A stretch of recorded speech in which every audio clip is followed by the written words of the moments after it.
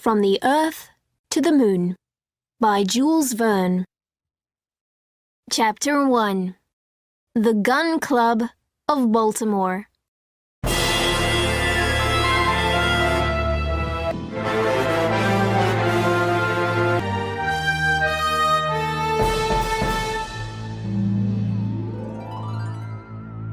In the 1860s, at the time of the American Civil War, a new club opened in the town of Baltimore, in the United States. The Americans love their clubs, and they usually begin like this. One man or woman has an idea. Then he or she finds a second person with that idea too, and then a third. Soon there are 5 of them. So they all meet, and a new club is born. In the Civil War, people needed new long cannons and big guns. And people across the country all wanted to make bigger and better explosives. But of course, they needed to talk about their ideas first. And this was how the Gun Club of Baltimore began. After 1 month, there were 1,833 members of the club in Baltimore, and 30,575 members across the country. In the club, there were young students with the latest ideas, and very old men with years of work behind them. Of course, some members lost parts of their bodies in their daily work. Some had only one leg, and some had hooks for hands. But nobody wanted to stop. They all loved making new explosives. In 1865, the Civil War finished. The guns stopped, and nobody needed explosives. The Gun Club building in Baltimore was quiet, and the rooms were dark and cold. 2 of the most important members, J.T. Maston and Tom Hunter, sat in one of the offices at the club. People don't want our explosives now, said Maston, a tall, thin man of about 50. What are we going to do? We need to close the gun club, I think, said young Hunter slowly, and he looked down. But I love this club, cried Maston, and he moved his hook excitedly from side to side. And I love thinking of new explosives. Yes, everybody knows that, said Hunter. And we all remember your last big cannon, and the day it broke noisily into thousands of small parts. A wonderful day. Well, yes, said Maston. I'm working on a new cannon now. It's going to be bigger and better than the last one. Oh, no, said Hunter quietly, and he ran his hands through his short brown hair. Please be more careful this time. The next day, all the members had a letter from the president of the Gun Club. Our president doesn't usually write to us, said Maston to Hunter. He wants to say something very important, I think. Maston opened the letter. I want all members to come to a meeting on 5th October at 8 o'clock in the club building. Your president, Impey Barbicane. On 5th October, The members of the gun club arrived in their thousands. The once quiet building was now alive again. Those from Baltimore walked to the club, and those from across the country came on many different trains. The meeting was in the biggest room at the club, but not everybody could come in. Many members looked in through the windows. Some stood at the door, and some waited in the little offices at the side. The members of the gun club all waited excitedly. What's going on here? But what is this meeting about? They asked again and again, but nobody knew the answer. J.T. Maston couldn't stop moving from side to side in his chair, and Tom Hunter looked up at the long table at the front of the room. At the long table sat their famous president, Impey Barbicane. At his side was the next most important member of the club, old Captain Elphinston. Barbicane wore a tall black hat and a long winter coat. He had cold blue eyes and short dark hair. He looked out across the room without speaking. On the table in front of him, there was a large metal cannonball with a long pen in it. What is our president thinking? Maston asked Hunter. Who can say? Hunter replied. We must wait and see. Just then, the room went quiet. It was 8 o'clock, and they could all hear the big gun club clock. It was time to start. President Barbicane stood up and began to speak. Gun Club members from near and far, thank you for coming to our wonderful club today. I need to talk to you about something important. For a long time, we did very interesting work. We made new cannons, new guns, and new explosives.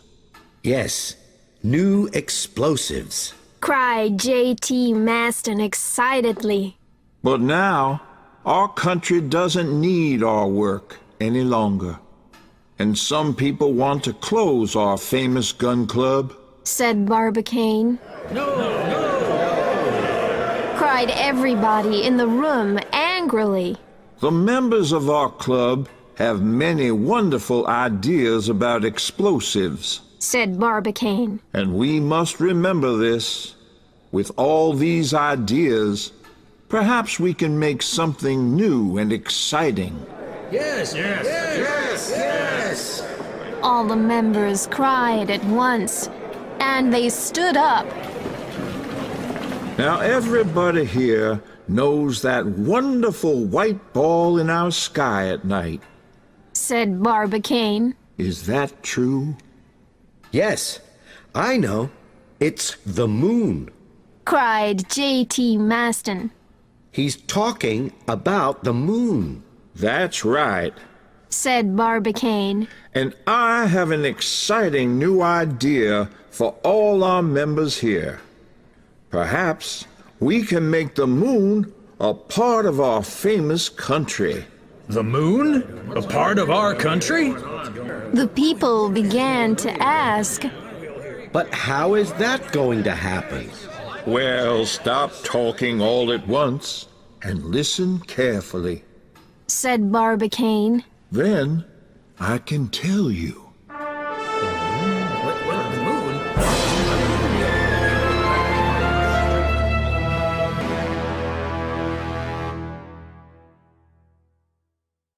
Chapter 2. President Barbicane has some letters.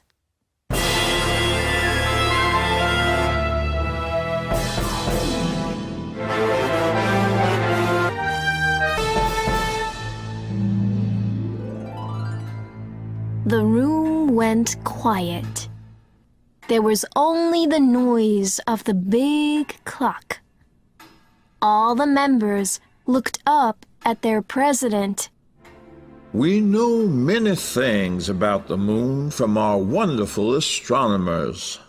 Said Barbicane slowly. But the moon is far away. He said. And we have no true communication with it. Yes, that's right. Cried old Captain Elphinstone, and he smiled like a young man.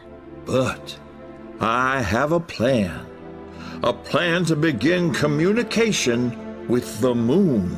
Cried Barbicane.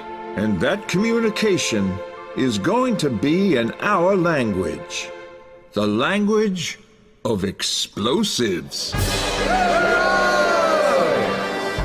Everybody cried. My idea is to send a big projectile to the moon. Said Barbicane. It can be our first communication with it. Yes, let's send a projectile. Cried J.T. Maston. A very big one. Everybody loved Barbicane's idea. In the room, the members all began to move their feet up and down and make noise. J.T. Maston smiled and said, It's like 100 cannons. Just then, 4 of the men at the front took Barbicane from his chair, and they began to carry him across the room. Hurrah for President Barbicane! They cried. Tom Hunter quickly opened one of the doors. The 4 men carried their president out onto the street. By now, everybody in the town knew about Barbicane's idea.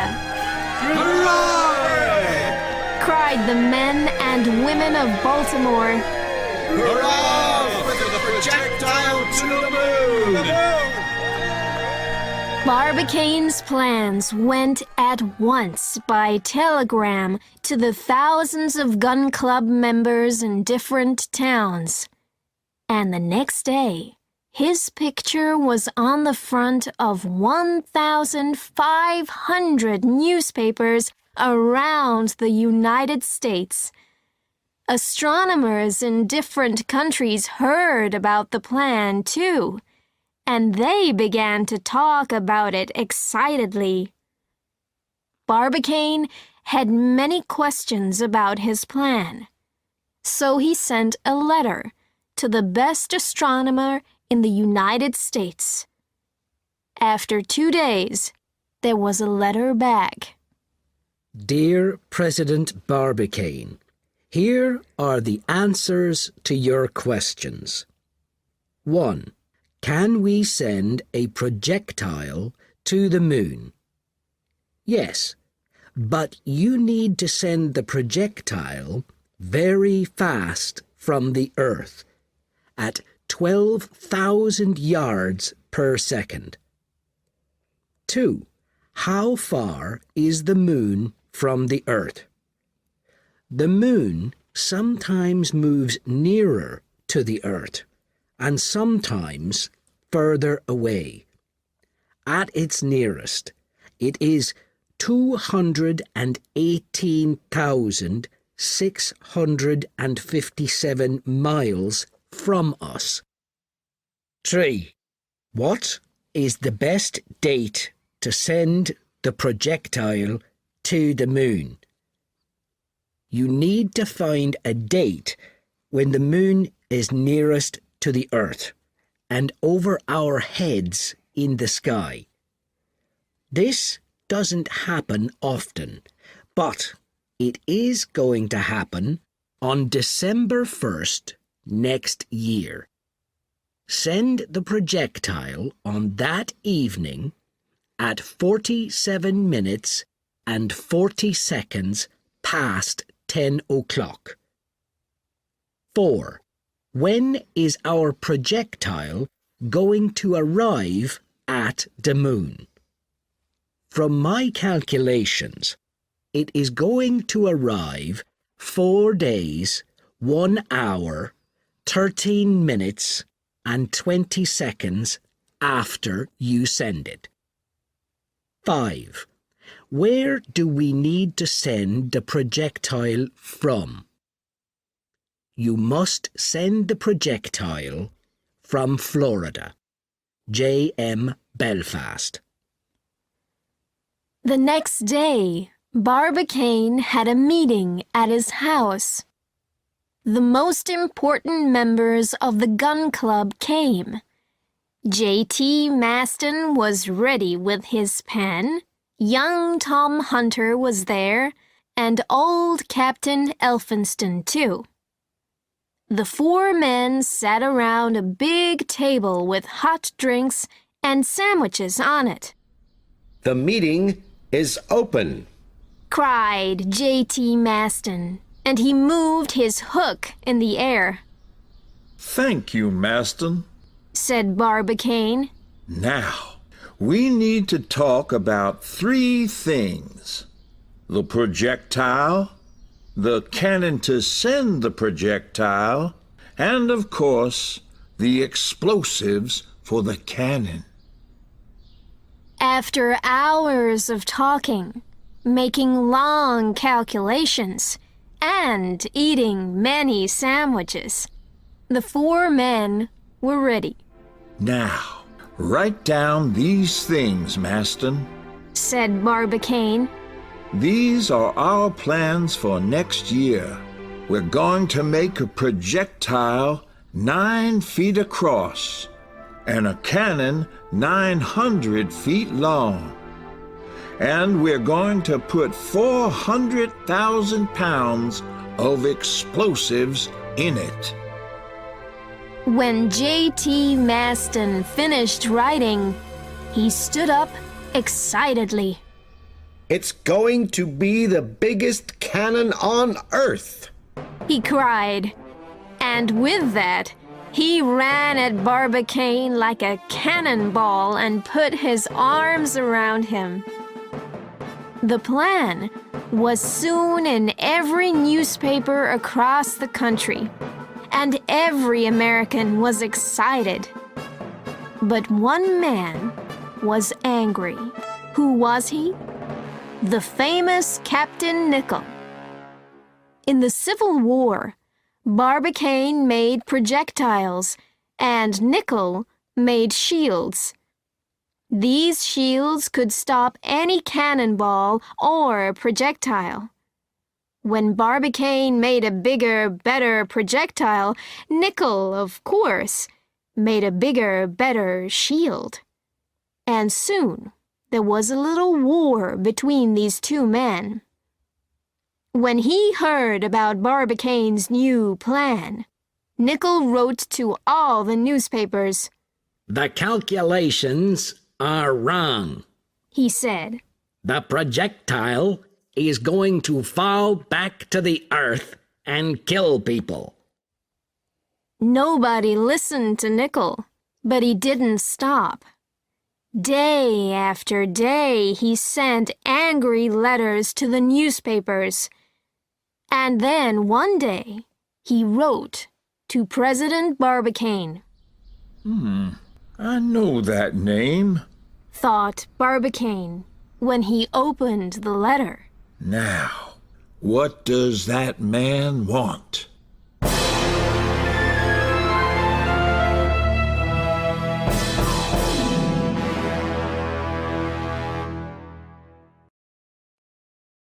Chapter 3.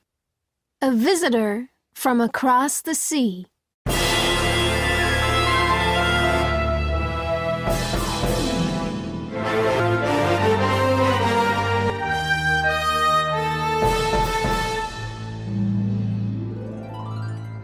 Barbicane read the letter. Dear Mr. Barbicane, from my calculations, 3 parts of your plan can't work. Those 3 things are at the bottom of this letter. Now, I'm a rich man, and I have a plan too.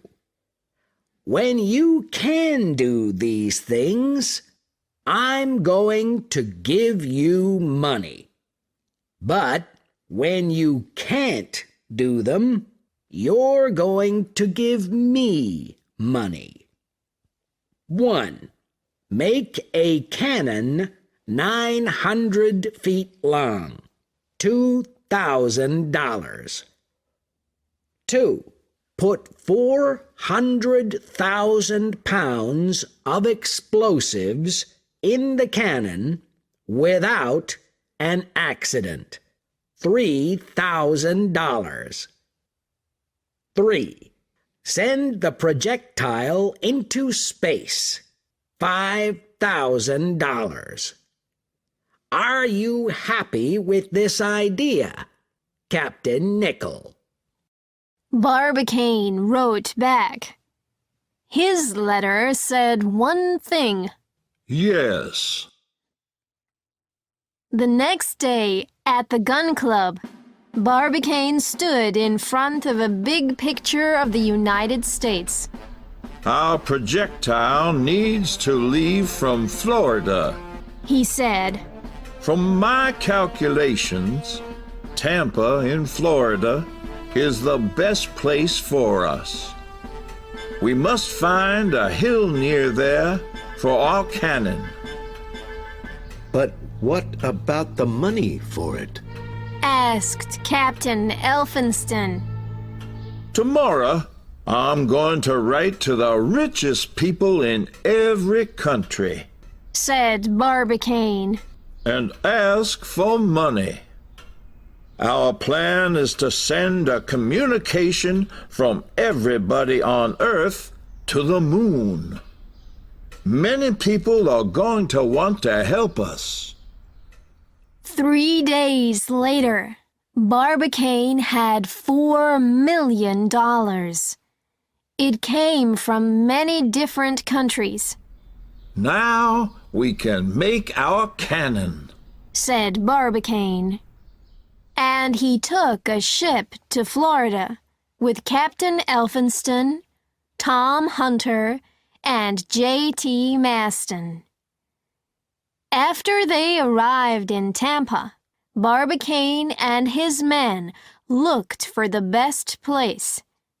They went through trees, over rivers, and across open country. At last, they stood on a hill. This is a good place for our cannon. Cried Barbicane. First, we need to make a place for trains to stop. Then, make a big hole far down into the hill. Thousands of workers came from across the country. They made a big hole, and then they began to make 1,200 furnaces around it. Barbicane watched over the work day and night with J.T. Maston at his side. After many months, Barbicane said, Today, we're going to make the metal for the cannon. The workers made a fire in every furnace. At 12 o'clock, Barbicane cried, Go! Long rivers of hot red metal moved from the furnaces to the dark hole. By nighttime, they were finished. The metal stayed hot for weeks. When it was cold, the workers made a long hole down through it, I have an idea. said J.T. Maston. The next day, he took the important gun club members down into the dark hole. At the bottom, There were chairs and a table with wonderful things to eat. We have our cannon Cried Barbicane when they sat down. and some metal workers are making our projectile. And we have more than 2 months before our big day. Nickel needs to give me $2,000. The next day, a letter with $2,000 came for Barbicane. This isn't going to be the last letter from Nickel. He laughed. A week later, Barbicane had a telegram. Is this from Nickel too? He thought, but it wasn't. Paris, France. To Barbicane, Tampa, Florida. Change the projectile. Make a place for a man inside it. I plan to go in it. I am arriving soon on the ship Atlanta. Michel Arden. Who is this man Arden? Cried Barbicane. Change the projectile? We're not going to change our plans now. Later that day, Barbicane learned more about Arden. He's a famous Frenchman with some interesting ideas. He told Maston. And he's arriving here by ship in 2 weeks. Everybody across the country heard about Arden. He wants to go inside the projectile. They said. And on 20th October, thousands of people watched the Atlanta arrive in Tampa. Arden stood at the front of the ship. He was a tall man with long yellow hair and a slow, easy smile. Barbicane walked onto the Atlanta to meet him. Would you like to hear my plans? Asked Arden. Yes. Said Barbicane, coldly. The men talked for 5 hours in Arden's room. When Barbicane came out, he was all smiles. Our friend Arden wants to meet everybody. He said. That afternoon, there was a meeting of 100,000 people near Tampa. Arden and Barbicane were at the front. Good people, Cried Arden. the moon is nearer than we think. One day, somebody is going to visit it, and I'd like to be that person. He spoke about his plans, and everybody listened. In the end, they cried, but one man at the front looked up angrily at Arden. Your plans are never going to work. He cried. When the projectile goes up, you're going to die from the sudden shock. And it's all thanks to Barbicane. Who are you? Cried Barbicane. Do you need to ask? He laughed. I'm Captain Nickel. Later, Barbicane saw Nickel again. You can't say things like that. He cried. There's a hill near here. Let's meet there tomorrow at 5 o'clock in the morning for a duel.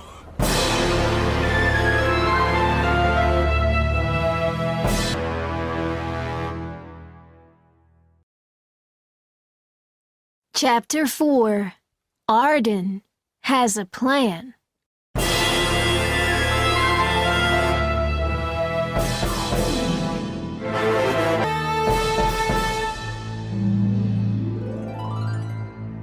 the next morning, Arden was in bed in his hotel. There was a sudden noise at the door. Open at once! Somebody cried. When Arden opened the door, J.T. Maston ran into the room like a cannonball. Nicole and Barbicane are going to have a duel. A duel? Said Arden. Yes, I can tell you more about it later. Said J.T. Maston. Come on, perhaps you can stop them. Arden was soon ready, and they ran to the hill. President Barbicane! Captain Nicole! They called. But there was no answer. On and on they walked, and J.T. Maston told Arden about the plans for the duel. Suddenly, they saw somebody with a gun over his arm. It's Nicole. Said J.T. Maston quietly. He's looking down at something. Is it the dead body of my friend, Barbicane? They watched Nickel from behind a tree. In front of him, there was a little bird with a metal hook around its leg. The bird couldn't move or get away. So Nickel carefully took off the hook, and the bird was free again. You are a good man, Nicole. Cried Arden. What are you doing here? Asked Nickel. I'm here to stop the duel. Said Arden. And I'm here because I'm Barbicane's best friend. Cried J.T. Maston. Kill me, not Barbicane. Nobody is going to die. Said Arden. I have a plan, but we must find Barbicane first. In the end, they found him with a book and a pen in his hands. Look, he's making calculations. Said Maston. Just then, Barbicane cried, I have the answer. I can stop the shock when the projectile goes up. We can put a big spring at the bottom of it. Then he looked at the three men. But why are you here? Is it about that duel? Forget your duel. I have a better plan. Arden said. We all have our questions and ideas about the projectile. Is it going to go up to the moon?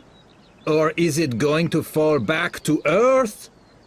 Come with me inside it and find the answer. Barbicane and Nickel said, Yes. at once. What about me? Asked J.T. Maston. Sorry, Maston. We need somebody here on Earth. Said Barbicane. We need you to watch the projectile from our big new telescope in the Rocky Mountains. Thank you. Said J.T. Maston. And everybody walked back happily. Barbicane sent a letter to the projectile makers about the changes to the plans. Put a spring at the bottom and make a room for 3 people inside. He wrote. Weeks later, on 10th November, the projectile arrived. J.T. Maston ran and looked in through a door on the side of it. There's a room with 4 windows. He cried.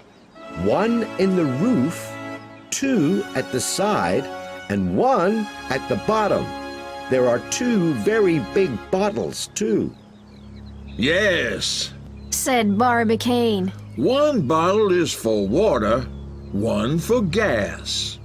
The gas can make the projectile warmer when we need it. Said Arden. And there's a machine. It can make air. There are rockets at the bottom. They can help to bring us home. said Barbicane.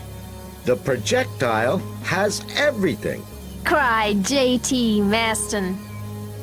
But next comes the most dangerous part. Smiled Nickel. You need to put the explosives in the cannon. On 22nd November, 400,000 pounds of explosives came to Tampa by train. Be careful with these. Barbicane told everybody. We can't have any fires or smokers near them. But soon, 300,000 excited people came to the hill. Everybody wanted to see the explosives. J.T. Maston looked for smokers and ran after them. Stop smoking at once. He cried angrily. A tall machine carefully put the explosives down into the cannon, and by the evening, it was all ready. Here's your $3,000, said Captain Nickel to Barbicane, and he gave him the money. Then he quickly walked away. That evening, the three men began to carry their things inside the projectile. Barbicane put in a book about the moon, and Nickel brought a telescope. But Arden wanted to take wonderful pictures and beautiful chairs, I must always have nice things around me. said the Frenchman, Not too much, please. said Barbicane. Remember, we need to take food and water too. The 1st of December arrived.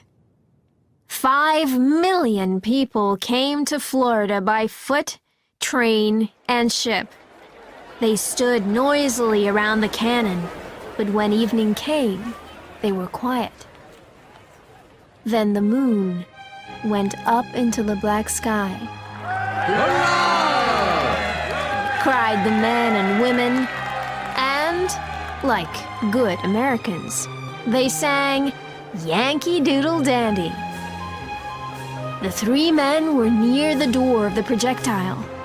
Barbicane stood importantly. Nickel waited quietly, but Arden smiled and talked to the people.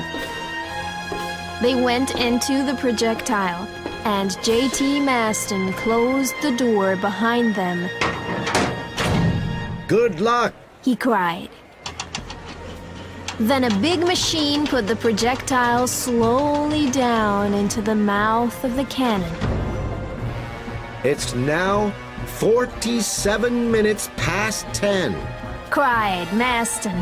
Only 40 more seconds to go. The people all began to say, 1, 2, 3. soon it was 38, 39, 40. there was the noise of explosives and a sudden white light. The hill began to move under everybody's feet. The projectile moved up into the night sky with a big ball of fire behind it. People and buildings fell over from the shock.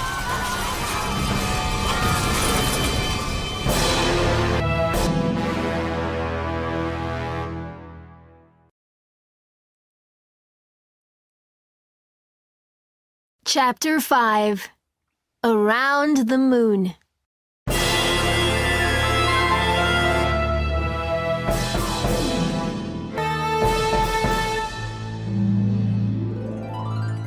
The three men sat in the dark projectile. There were metal shields over the inside of the windows, and not much light could get in. From all around, they could hear the people. 38, 39, 40. This is it, my friends. Cried Arden, and he took Barbicane and Nickel by the hand. The men all closed their eyes. There was a big noise and a sudden shock.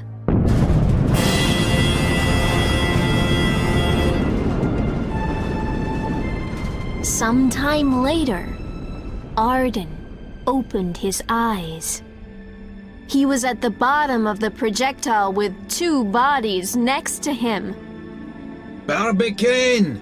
Nickel! He said, but there was no answer. He stood up. Barbicane opened his eyes, then Nickel. Arden helped them up. Are we moving? Arden asked. Or are we on the hill in Florida? I don't know. Said Nickel. I can't feel anything. Let's look out of the window. Said Barbicane. He took the metal shield off one of the windows. Suddenly, the shield fell from his hand. It's going to break the window! Cried Nickel. But it didn't hit the window. It stayed in the air. Barbicane, Arden, and Nickel began to move up into the air, too. We're in space. Barbicane laughed. We can't feel the gravity of the Earth or the moon here. Hurrah! Cried Arden and Nickel. Nickel then took something out of his coat. Barbicane, He said, here's your money. You were right.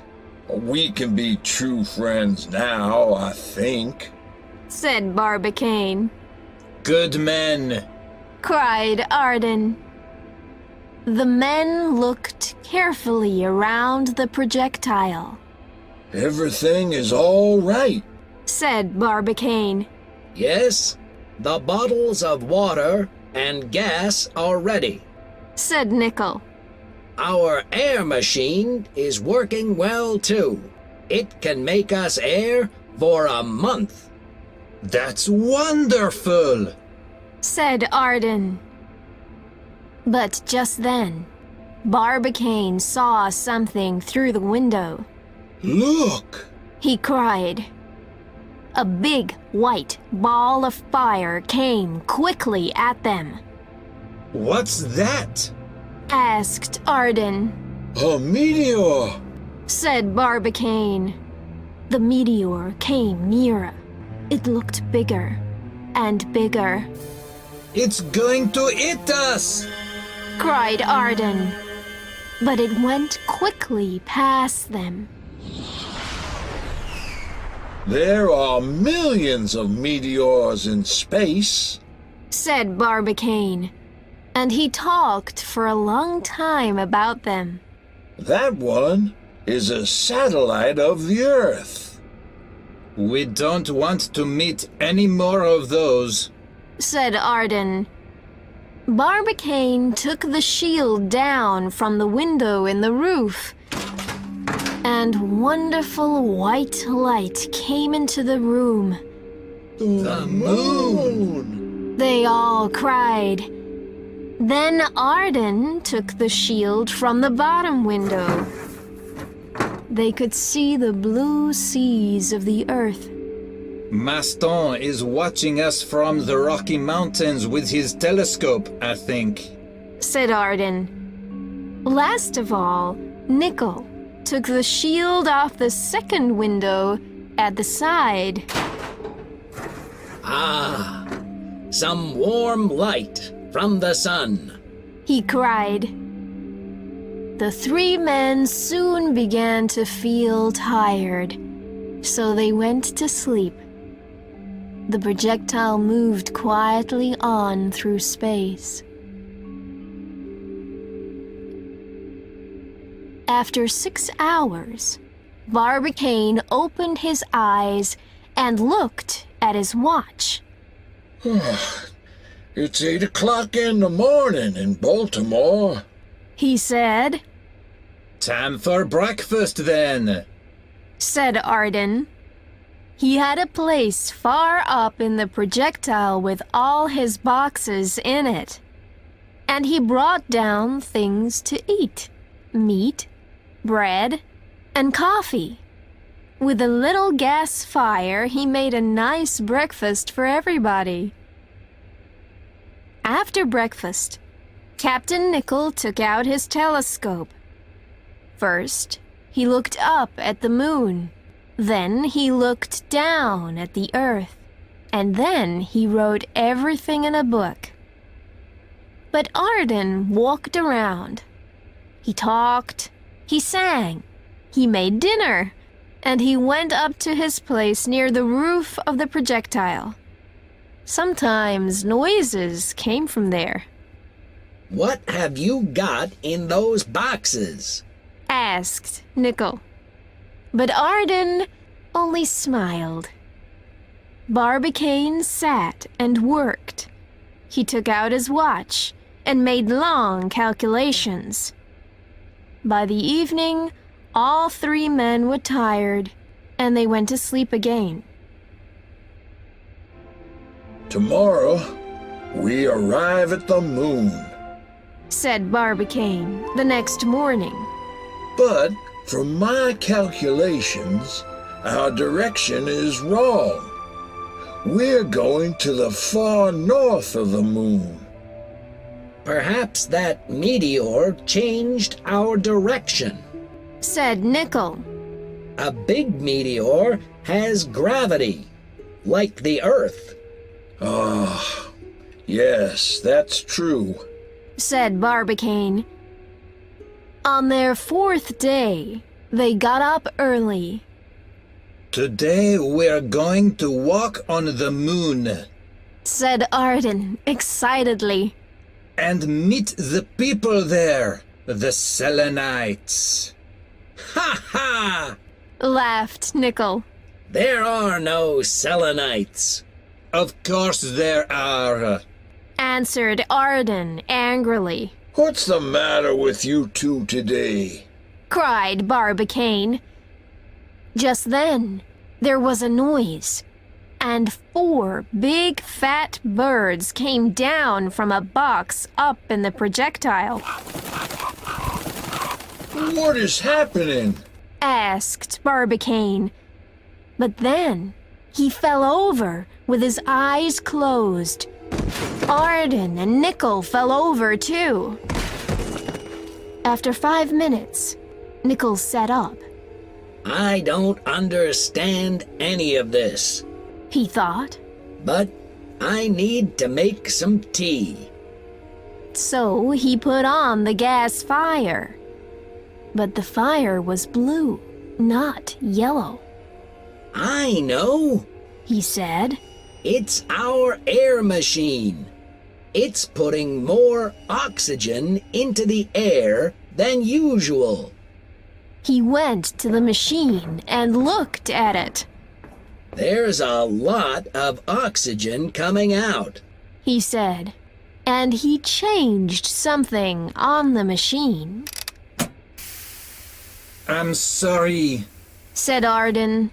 I hit the air machine earlier. Perhaps I moved something on it.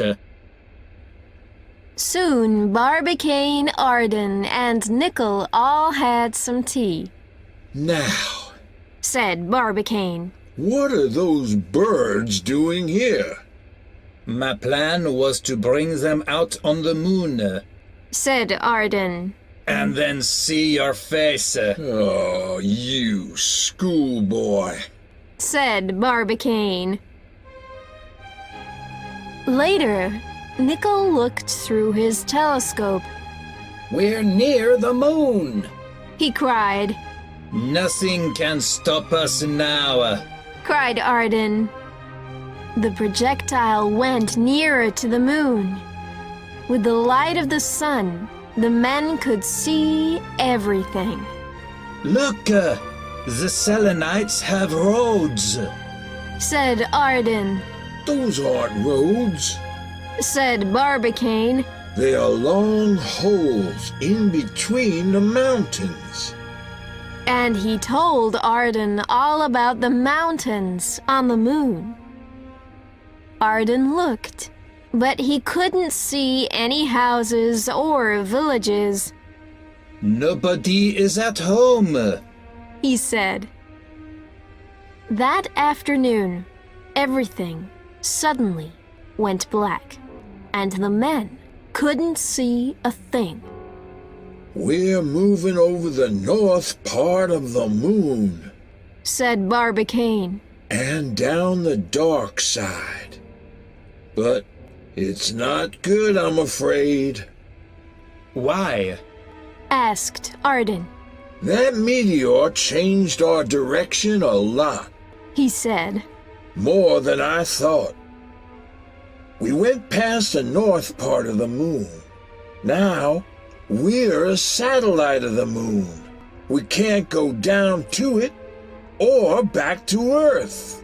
But we can't stay like this. Cried Nickel. We only have air for a month. The projectile began to get cold. The men sat in their big coats around the little gas fire. What are we going to do?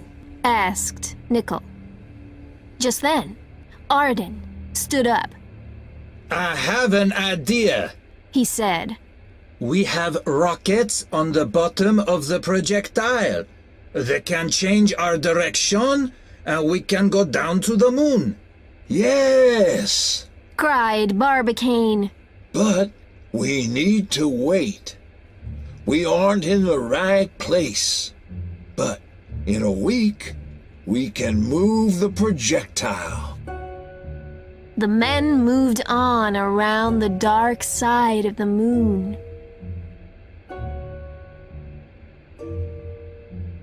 One morning, Arden sat down with a box in his hand.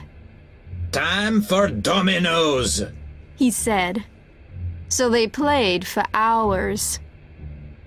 Then, after 3 days, they came into the sun again. Hooray! Cried the men, and they took off their coats. On they went for 4 more days. At last, they came to the right place. They opened part of the bottom of the projectile, and Arden worked the rockets. There was a sudden shock through the projectile. We are falling fast. Cried Barbicane. To the moon? Asked Arden. No, to the Earth. Said Nickel. The rockets are moving us in the wrong direction. What is going to happen to us now? Cried Barbicane.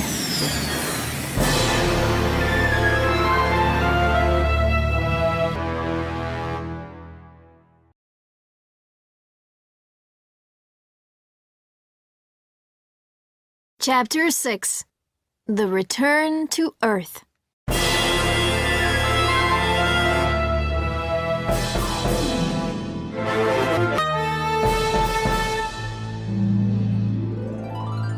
Far back down on Earth, a ship, the Susquehanna, was in the Pacific Ocean to the west of the United States.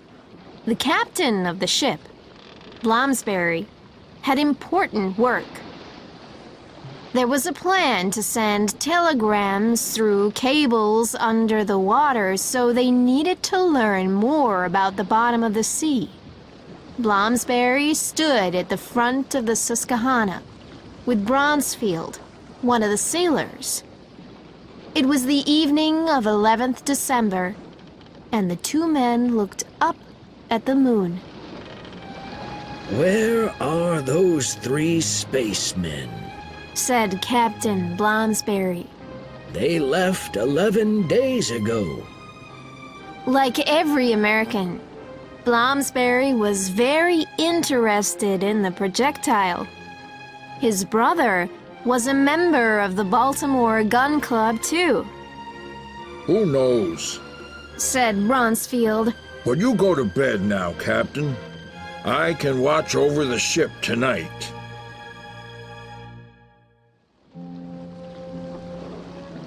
At 1 o'clock in the morning, Bronsfield was at the front of the ship. It's a quiet night. He said to the young sailor next to him. But just then, there was a noise high in the sky. They looked up and saw a red ball of fire. It came nearer and nearer, Ah, what's that? cried the sailor. It's a meteor, I think, Said Bronsfield. and it's coming towards our ship. The ball of fire fell into the water with a big splash. Captain Blomsberry ran out. What was that? He cried, Well, it looked like a meteor, said Bronsfield. but when it came nearer, we could see it better. It was the space projectile. Soon, all the sailors on the Susquehanna knew about the projectile, All 3 men are dead. said one old sailor. Nothing can live through that. Perhaps they're alive. Said a different sailor. They made that projectile very carefully. Dead or alive, we must get them out.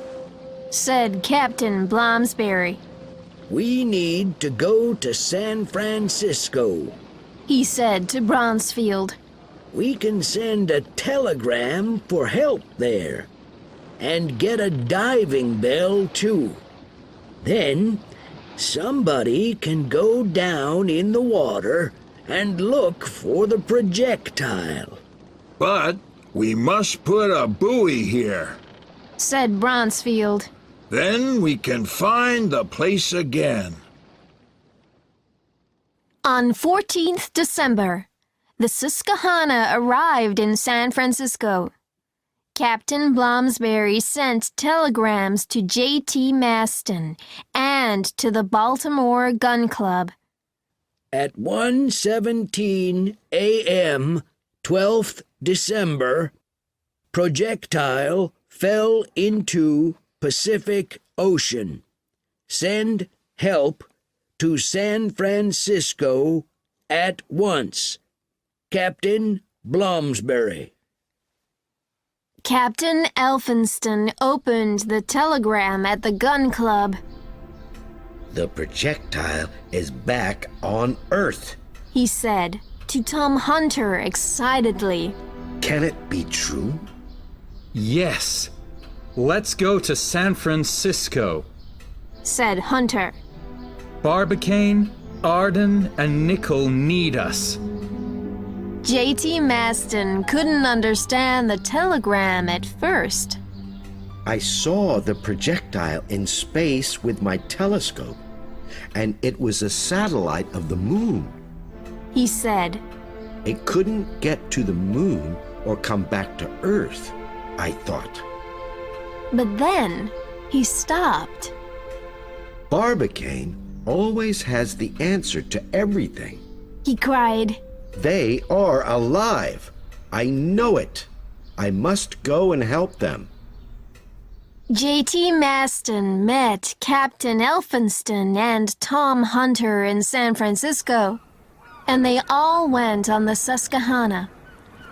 Captain Blomsberry had the ship ready with a diving bell on it.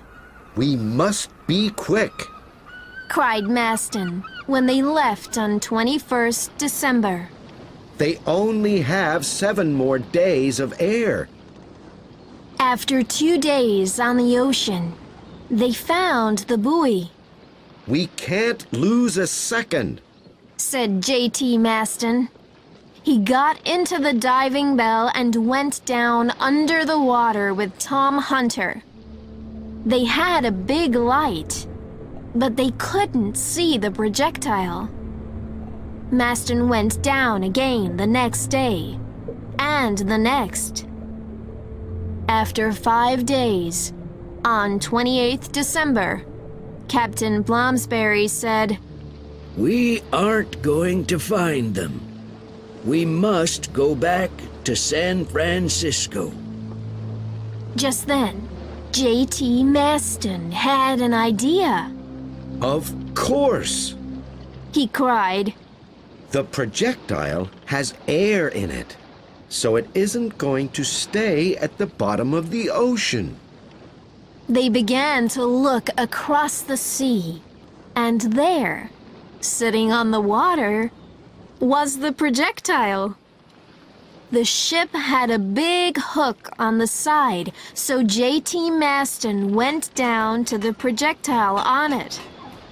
At first, he couldn't see inside, and everything was quiet.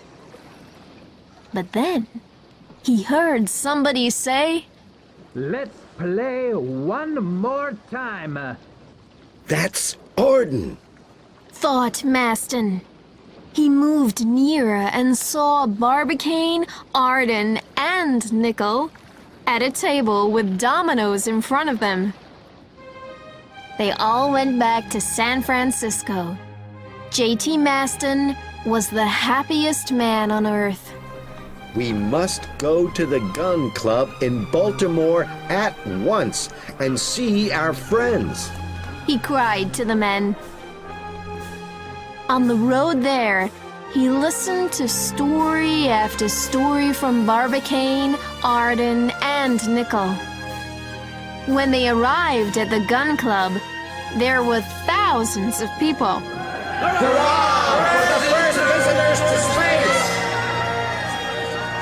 They cried. The next day, the 3 men all got on a train. They went from town to town and talked to many different people about the moon. One young boy asked, Are you going to visit the moon again and walk on it this time? Now that is an interesting question.